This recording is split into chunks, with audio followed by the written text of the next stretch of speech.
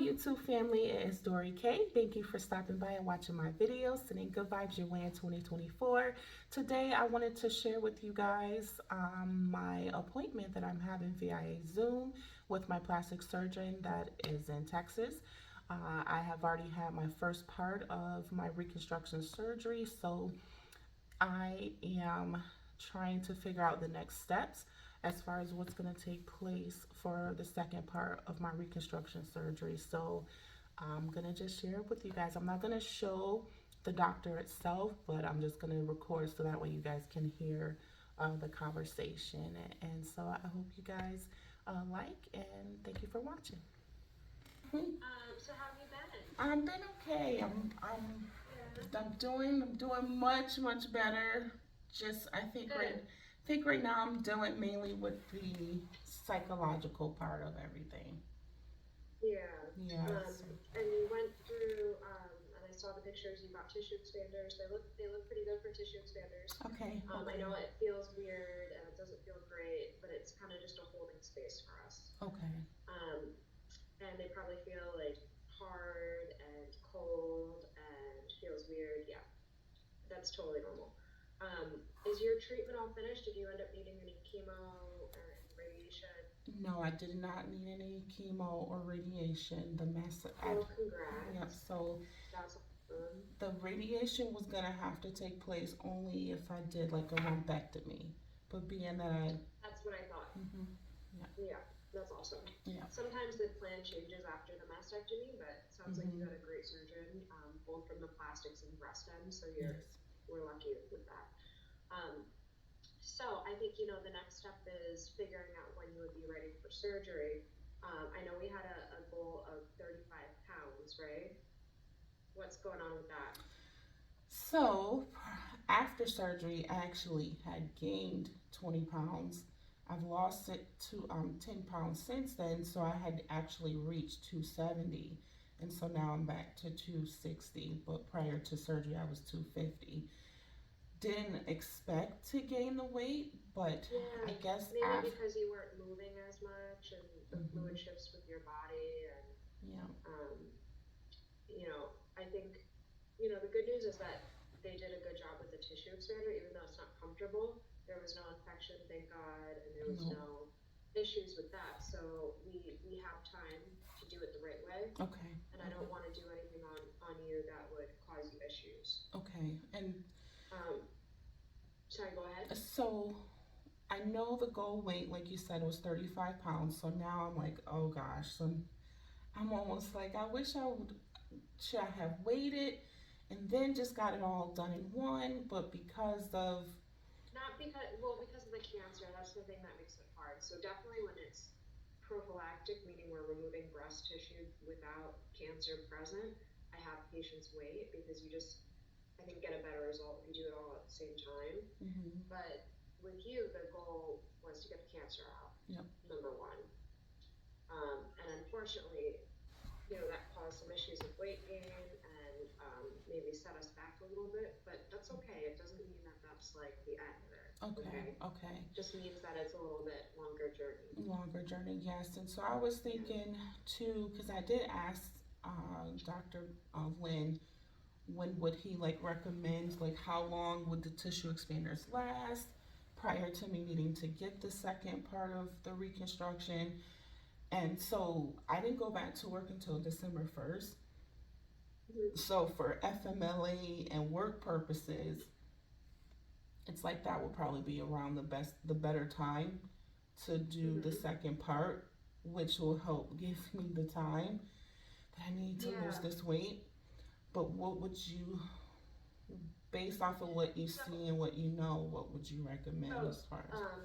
For me, the tissue expanders, I want them healed and everything to look good. So you're already able to get surgery if we were down in terms of weight. Okay. The good news is that because they've healed well and there's no issue with infection or exposure of the implant, we really have all the time in the world. Okay. I mean, it's not, there's that random person that, was scared to ever get an implant put in and never changed out their tissue expanders. It's not like you need to change it out in 6 months. Okay. It's a device that, if it's not infected, we can leave it in recommend to get it out whenever it's ready for us. Okay. And obviously whenever fits your life with work and everything. Okay. So now that you're back and healthy and feeling good, I would recommend, if you haven't already, to meet with a nutritionist from your primary care. Have you been tested for diabetes at all? Yes, and my A1C, cholesterol, everything was good. Could have influenced your weight gain, the amount of stress that you're under, Mm-hmm. because the cortisol levels. And then also when we feel like crap and we're stressed, we just don't take care of ourselves, you know? Yeah.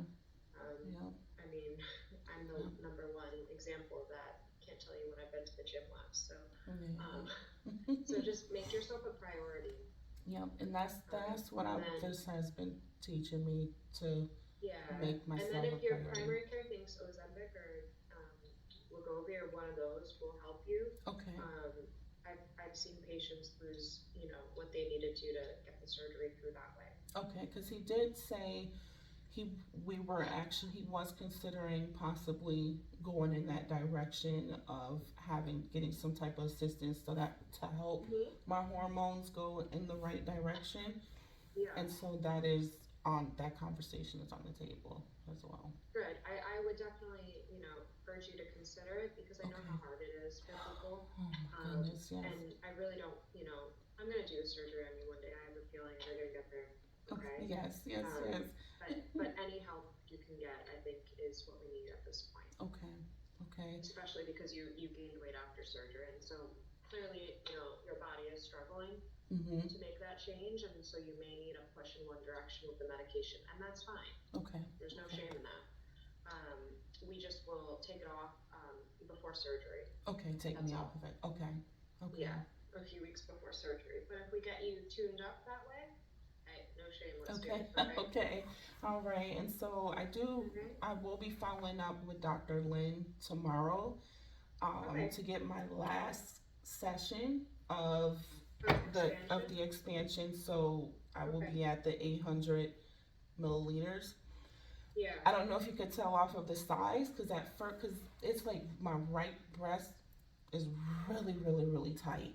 And so he was saying it was almost getting impossible for him to fill, to expand. So as the weeks went by, he said, okay, you're still really tight as a tick, but I think we can still inject. So the goal was, because I said, do you think I should just inject as much as I can or the full wave so that way it gives you more to work with? I feel like you already had a good starting point for the tissue expander.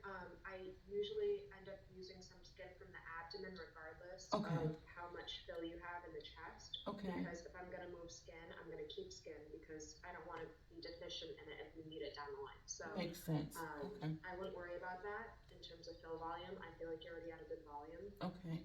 I don't want you to have any extrusion or exposure of the implant. So if things are tight and thin, I would say hold off. We'll take care of you when we do the deep. Okay. I will say that for a larger set woman, an 800cc implant looks like nothing. Like it just doesn't look like the volume that you need, and I can tell that in the pictures. Okay.